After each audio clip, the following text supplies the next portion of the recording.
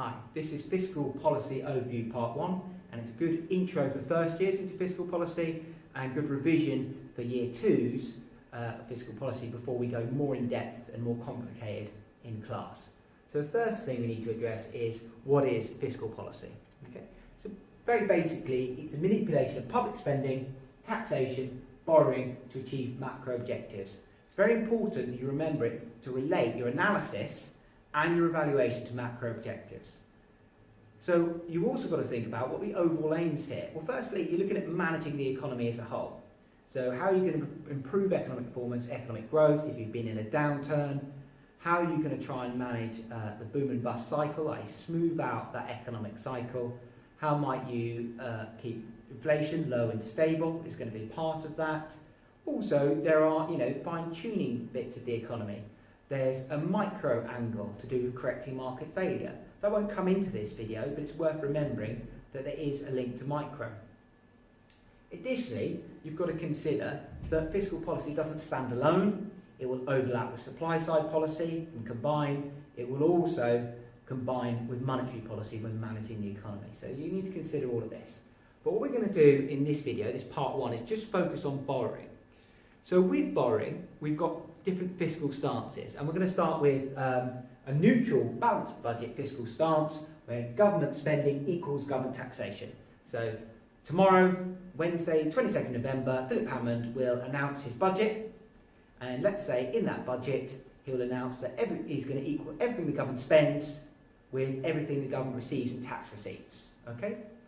So there's going to be no overall injection into the economy and no overall withdrawal. It will be neutral. Okay? And remember that these announcements in terms of spending, taxation, borrowing are for the next tax year, April to April, but they're announced now in this autumn period, although they used to be announced in March. Okay, so that should, ceteris paribus, have no overall effect in terms of economic performance. Okay, obviously ceteris paribus not considering any other variables, so no change in economic performance, I should say. Ceteris paribus, i.e. nothing else in the economy changing. So, no other variables. A second fiscal stance is that government spending could be greater than taxation, and that's usually the case. We usually run a deficit. That's not unusual. So it's a budget deficit. Now the first consequence is that naturally, if you're running a deficit, if you're spending more than you're getting tax receipts, that's going to add to your overall national debt. That'll have consequences in terms of perhaps your credit rating, perhaps your interest repayments, and kind of future consequences in terms of repayments. But that's something to look at in another session. Now, you've also got to consider it's going to be expansionary, or you might call reflationary. So these diagrams kind of show that. And when I say expansionary, what I mean, you would expand the economy through expanding aggregate demand because you're injecting into the economy. Okay? And that could also then have a multiplier effect and further cause rounds of spending, further boosting aggregate demand and therefore economic growth.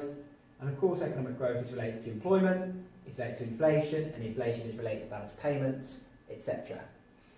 You've also got to bear in mind that even though we're spending more, we're getting tax receipts, some people might turn around and say, well, actually, if you've got economic growth and employment, etc., then surely you're going to get more tax receipts from more employment.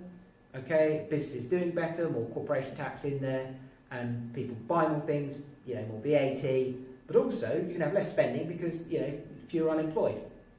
So you've got to consider that in evaluation. But also in evaluation, you've got to consider where you are in the economic cycle.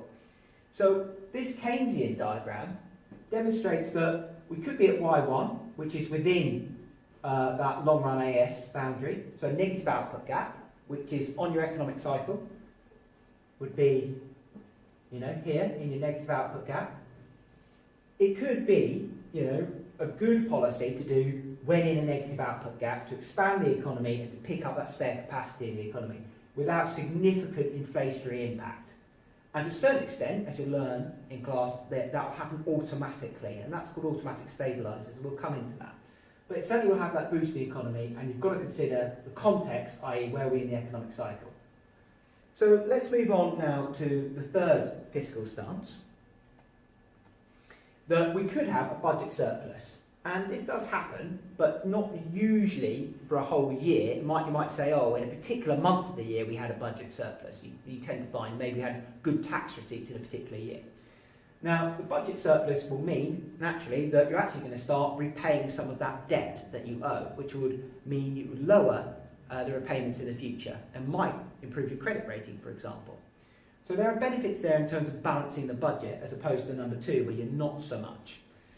But you've got to consider its impact. So it's going to be contractionary or deflationary. So here we see aggregate demand falling. Okay? And you can see again the impact on objectives, okay, of that, and that's part of your analysis and evaluation, how will it impact that. And here you're running a surplus, so you're getting more tax in than you're spending, but all again you can evaluate and say, well, lack of economic growth, surely that's going to mean fewer tax receipts and more government spending automatically. Okay?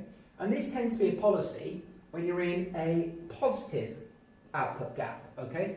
So if I drew a classical long-run AS and indicated a positive output gap on that as opposed to a Keynesian, okay, that would be a good policy to smooth out the economic cycle, but also you'd see actually government taxation exceeding government spending almost automatically. Again, we'll come into that. But it's a good thing for slowing and balancing the economy.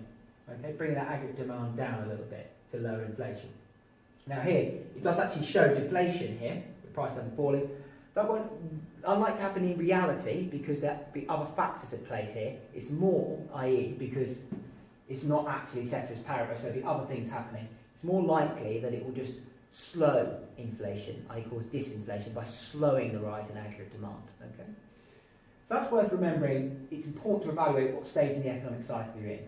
Okay? So you want a contractionary to lower demand. Naturally, if you had this stance, number 2, in a positive output gap, that could be quite inflationary. Also bear in mind, if you're contractionary, you're going to get a negative reverse multiplier, possibly, to a certain extent, but you'll have to evaluate that. Okay, so they're the 3 different stances, the possible effects that you need to analyse and evaluate, okay, through these diagrams. Now, it's not unusual for a modern economy, a developed economy, to have deficit and debt, but we will look at the significance in that in class. Also, as I've said throughout, bear in mind the evaluation. So we're looking at stage of the economic cycle. We're looking at how will, as a consequence, after run deficit or surplus, tax receipts and spending be affected. To what extent will you get negative or positive multipliers? To what extent will the budget change automatically through automatic stabilisers? These are all things you've got to consider in evaluation. Okay, that's the end of part 1.